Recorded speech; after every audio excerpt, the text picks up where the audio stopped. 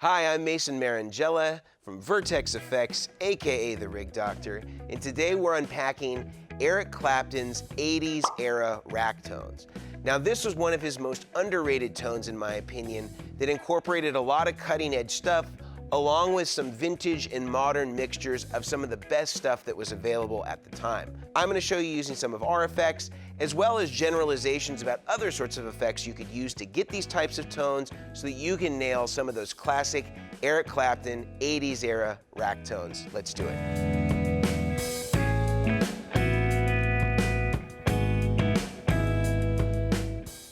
If you don't know a lot about 80s Eric Clapton tone, it was one of these eras that I think is really underappreciated. A couple of cool things were happening all at the same time. It was the rack era. A lot of cool rack units and devices were coming out. Eric Clapton was also working with Fender on a signature guitar, which didn't end up coming out until about 1988, but was using various iterations of it throughout the 80s as they started to develop it. The other thing that was really cool is that Eric Clapton started incorporating two of the coolest amps of the time, the Soldano SLO, and had a rig wired by Pete Cornish where he utilized two SLOs and he used both preamp sections in parallel with each other. So he could set the different tones of each amp separately, could put one on the clean channel, one on the crunch channel, or could mix any combination of those two channels and the EQ settings and the settings of the amp however he wanted, and then blending them into one single mono section. This was a really cool thing that was dissimilar to anything that he used before and dissimilar to a lot of things that people were using even at that time or since that time. So today I'm going to show you some ways that you can incorporate a similar style signal path using pedals that are around today. Equally, he was using a cool combination of things like choruses, like the TC Electronics 1210, the Tri-Stereo chorus, was using some of the classic TC Electronic 2290 delays, and I'm going to show you some ways that we can sort of incorporate some modern versions or replicas of those types of sounds so that we can use that to build the sound today of Eric Clapton's 80s rack tone using just pedals. So the key element of this tone is really the idea of using the Soldano SLOs in parallel. Now these are kind of scooped out amps, not a lot of mid-range, and even though Mike Soldano's idea was to kind of make the ultimate super lead kind of Marshall sound that was overdriven, it was pretty scooped out, and it didn't use the typical EL34 tubes. It uses either a 6L6 or a 5881. These were tubes that were using Soldanos that were kind of more like what you would see in Fenders, and so it was kind of this beautiful hybrid of kind of some of the great classic Marshall sounds, a little bit more scooped out. And then of course Eric Clapton on the guitar in the late 80s had that mid boost on the guitar itself as well as an overdrive on the actual guitar itself, so he could kind of balance out the mid-range the way that he wanted it in combination with those amps. But what we're going to do today to sort of demonstrate that or sort of replicate that signal path is I have two of my dynamic distortions in front of me here. And this is the most scooped overdrive distortion style pedal that I make. And these are good representations of kind of the gain structure roughly of an SLO. But if you didn't have a dynamic distortion, you could use other scooped type effects. Some of my other favorites might be things like the MXR Eddie Van Halen overdrive, which is a nice scooped out sound. Another great one would be the Maxon sonic distortion or the Ibanez sonic distortion, or even a Rat might get you in this zone. And the sonic distortion is kind of roughly what our dynamic distortions are based on. So these might be good starting points, but really any really scooped out overdrive or distortion might work here. The other key ingredient here is I'm using a signal blender from Old Blood Noise Endeavors. And this is essentially allowing me to mix my clean signal with these two different effects in parallel, so I can blend them together. So on A, I have this surf green dynamic distortion, and on B, I have this black dynamic distortion, and then I also have a blend of my clean signal, which is the green knob here. So we're going to be mixing these in different ways to be able to accommodate some of these tones in combination with an Eric Clapton Strat that has the onboard mid boost and has the onboard overdriven circuit, so that we can either add more overdrive coming into it or add mids going into it. And if you wanted to simulate this and you didn't have an Eric Clapton style guitar, you could use some sort of mid boost pedal or an EQ going into this and another overdrive to hit them harder or a boost to hit them harder if you wanted to simulate some of what the guitar is doing. We're going to try to use that circuit on the guitar as minimally as possible and really keep the focus on the pedals. For some of the rack processing gear, I'm going to be using a couple of different things today. I have a Free the Tone flight time. That's going to be representing the 2290, which is going to produce most of our delays today.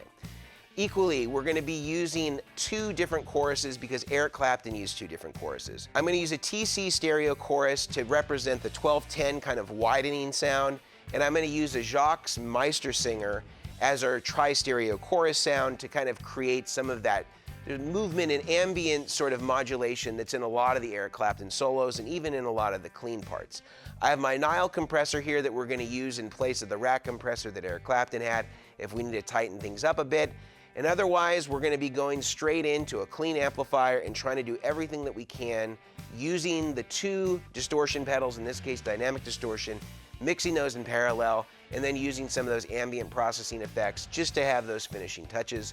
So without further delay, I'm going to bring in my friend James Deprato.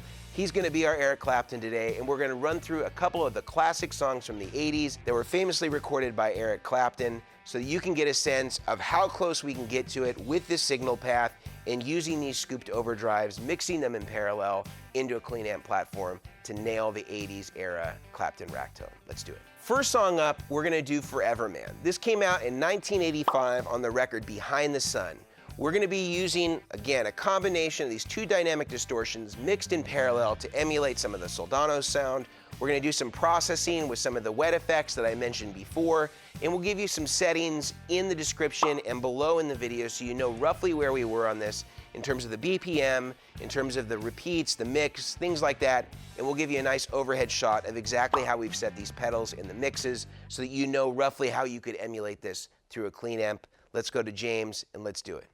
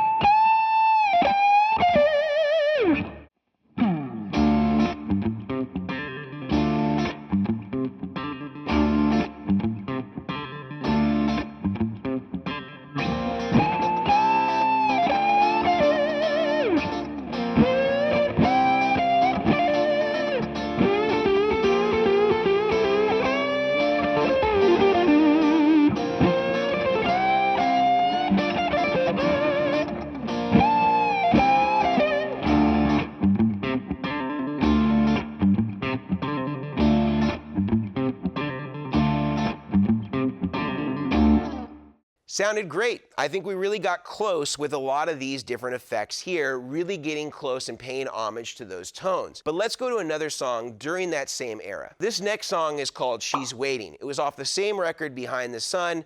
Also utilizes very similar tones, maybe a little bit of differences in the rhythm in some of the lead tones, but overall roughly the same processing, roughly about the same amount of gain.